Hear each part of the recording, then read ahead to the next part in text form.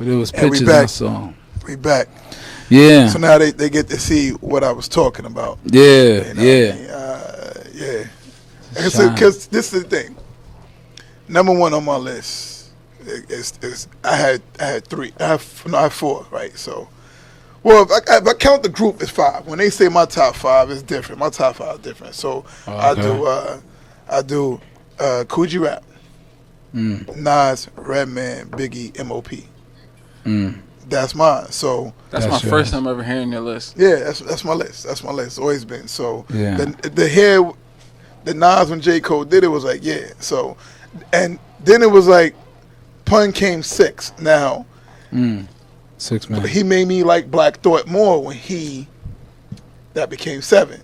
You feel me? Yeah, wow. It's all about who I was introduced to and what they meant to me at the time, music wise, when I was introduced to them. So I kept them in that order.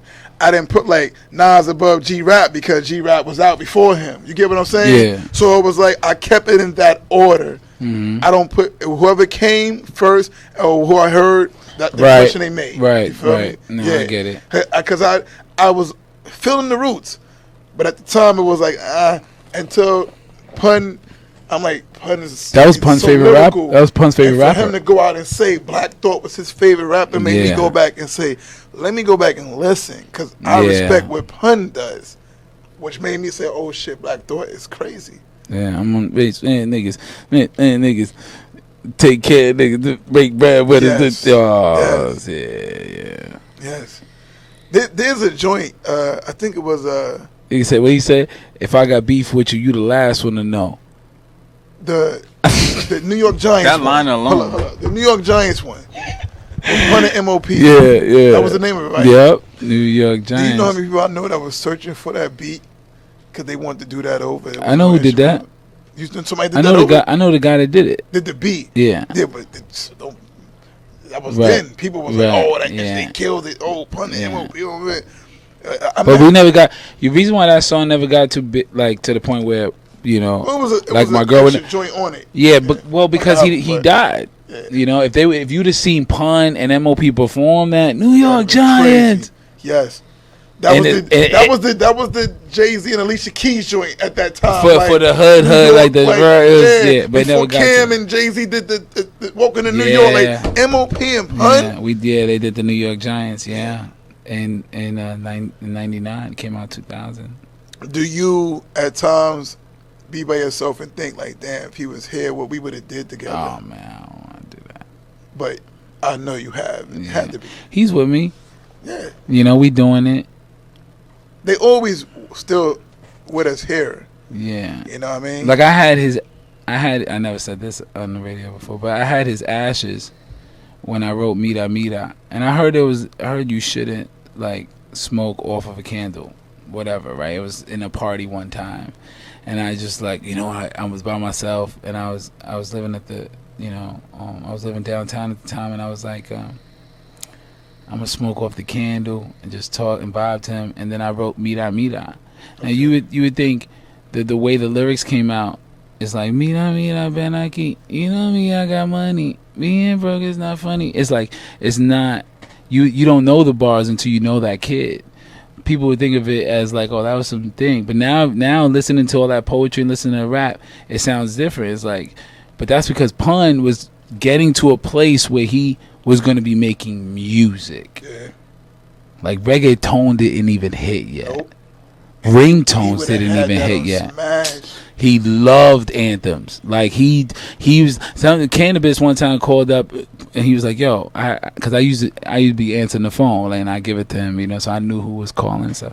So he'd be like, he's like, "Yo, man, like you want to do a song, all right, but what's it gonna do?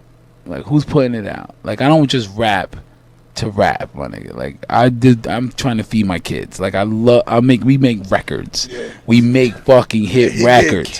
What you want to do? We want wild out? You want to dance? I got it all locked down, baby." So he was always like, so I knew the music and what it meant to him. Singing, putting Tony Sunshine out, like he. And Tony Sunshine was crazy then too. It would have been so much. What? He was so Pun used to sing the OJ's. Pun used to sing, yo. That's one thing you didn't get a chance to see. You didn't get a chance to see. You being so attached and then being so personal with you. This is how I always looked at things, right? I always felt like New York radio always praised Big when he passed, but never sort of saying the Pun. And that's not taking a shot because you already heard like how I feel. But that's how when people do it, when it comes around, I be like, yo, every year, why don't we get the same? I didn't try it. I feel like Big definitely doesn't get the same recognition as that Biggie gets. That Big Pun don't get the same. Yeah, he doesn't. No. They tried. When it happened, last year or the year big. before, they tried to, but it wasn't enough because I always said it like, yo, why did he act like he didn't? He was New York too. He had the hits. He did the same thing. Yo, I want it all. You could call me greedy or superficial. Long as my crew's official and pull a pistol soon as I whistle. I'm trying to triple a million and split it 3 ways. Joe the God, full of clips of myself. That'd be the day. I need a way to get it. Already got the ambition. Start the ignition. Watch for the knocks in a marked expedition. I'm on a mission. It requires a higher position. Desire and ambition keeps the fire inside of me glistening. What? Son, Yo, but you know what? Yo, to the don't sleep. To the point. I think, and I said this once, like in the distance. It's like in a part. I did a remix to Big Brother, Kanye's record, and I called it Big Cousin. And in the back of it, I remember saying something like, "I don't know if they don't give you a recognition because of the way you died, but I don't give a shit." And I think the way he died mattered because Biggie's life was taken. I don't think shit matters. It shouldn't matter. Of course not. But I get what you're saying. If you want to make a value argument, he was slain in the middle of the fucking street, and that's like terrible. You know what I mean? It's like not on his account. Even though I really. We can't say all of us wish he never went to Cali, right? But like, they both have families though. But they both have people that love them, right? And I'm here. In punk, no matter how, it's just crazy. The legacy, it's so hard. But I'm here. You know what I mean? I think pretty soon we could do a Broadway play. We could do a lot of things for Pun, and we're going to. You know what I mean? Because would you take part in acting in it, or you? I would do it. I just saw. I just experienced the Hamilton play, which was insane, and it was about Alexander Hamilton and the complexities of him. I want to go check. Yeah, it's amazing. Yeah. But I have that capability. I could do that for. You could actually been in that. Right? Yeah. My man. Shout out to my man Lemon. Because are they those people that are performing? Are they really lyricists and poets? Yeah, a lot of them are actors or and poets. Yeah, actors who people are giving the lyrics behind the scenes. A little bit of both. I think he has help with doing that. No, because I'm well versed in that spoken word world. Yeah. But I think with Pun, time does. It's all about timing. Yeah. There'll be a moment where I get a chance to give him, and we'll be able to really be like. I think the fans and the people are gonna be like, what? Yeah. What? When did he drop out of school? He was saying all those things. Then let's for a second, and I got this album on promoting all that shit, but it shit doesn't matter when it comes to this conversation. Let's for a second understand that Big Pun, Christopher Lee Rios, came out in '98 and died early 2000. So that's crazy. Just think about all those records, all those freestyles. If he had more time, it would have went. Yeah. If he had Pro Tools. That's why I said his legacy. And not only me, no disrespect, Chris Rivers is doing his thing. Yes, you know what I mean? So yes. And the millions of people. I think Eminem was heavily influenced by Pun. You could tell in the flow, but people never say it. Mm-hmm. There's a line where Eminem goes, This ain't the hook. This ain't the chorus. And I think it's I'm gonna kill you. You don't want to fuck with me. Girls leave. You ain't nothing but a slut to me. And I think Eminem takes the line where the song was gonna come back in, and he tells whatever's gonna sing the hook to not come yet. Yeah. When Pun did that in Punish Me, in the record Punish Me with Miss Jones, where he goes, he goes, he goes, in the third verse where the hook comes in and he goes, nah, this ain't the hook yet, fuck that. Then he keeps rapping. Like there's small little shit like that you see sprinkled of him all around. Yeah, and I guess I'm close to it. I went by just off of how he would flow. Yeah. And I was like, yo, his rapid flow at times, it sounded like it had a little bit of Pun's influence on it. Because I had earlier work from Eminem before he got signed. When I was out in Michigan, he had an album, and I brought it back out to New York with me, and we used to sell it on the low. Wow. And I knew there was a spot called On the Low? Yeah, it was a music spot. That's dope. The mixtape spots. And crazy thing is, that's right. On Fulton Street, the whole Fulton Street, it was 3 spots. And the Albe Square Mall was the main one. And this the thing. There was a jewelry store right next door. That's where Pun would come get his fronts done at and his chain when he came. And I remember when I first met him. We was always in Brooklyn. Yeah, he had him laid. He was laid back in the jewelry store with the chair way back in the jewelry store. And I thought, there's nobody ever who came in here and got this treatment. They pulled out a recliner chair so he could wait in there for his fronts to be done. Yeah. Like Meth and all of them would come there to get their fronts done too. Yeah. But Pun, when he came, he got very mafioso. Sopranos was out. There was so much things that we had this joint. We had this joint. I don't think it ever came out. And I used to help write a little bit. Like I used to be around. And I'll say a line, and he'd be like, "That's dope." Yeah. You know what I mean? Yeah. It was like, I don't think nobody's ever heard this. It goes, it's the Loco Bananas. You heard it? They call it feds, follow us with the cameras. All that shit. He wanted to dive into those stories, those Pablo Escobar stories, and he wanted to tell movies and stories about them, like and sing, and he was gonna nail it, yo. I can only imagine, bro. Shouts to Big Pun. Shouts to you, Papo. We here, we love you, and we're gonna keep listening to you like you never left. Yeah. It's like sitting here going through my questions I had prepared for him, and it was like without him even knowing the list of questions I had prepared, he touched a lot of my questions without me asking, while telling his story, that he chose to sit here and take time out to talk about his personal relationship with Pun. Yeah, I still got some, but it made the interview like so relaxed and comfortable right now. Thanks, man. Thanks for having us. Everybody over at Just Be, we appreciate the love. The thing is, right, I don't want the people to feel like I'm trying to live off of Pun. Yeah. Because I would never do that. But y'all not saying his name. Yeah, exactly. So what I'm gonna do? If it was overwhelming, I'd just be like, all right, I'm gonna go do this. But it's not. So that's why. I guess that's why the fiery. It's so funny. When we met, you asked me about another Sean Price. And Sean Price. I told you, what he meant to me, and throughout this whole story, I didn't say that Pun was the same thing. You feel what I'm saying? People, joint stories. No, Sean Price was just an angel on the night for me one night. I was just in the studio late, and I was just going through my, is this good? Am I bugging? You know what I mean, my nigga? Like, I'm going hard, but am I going too hard? What is?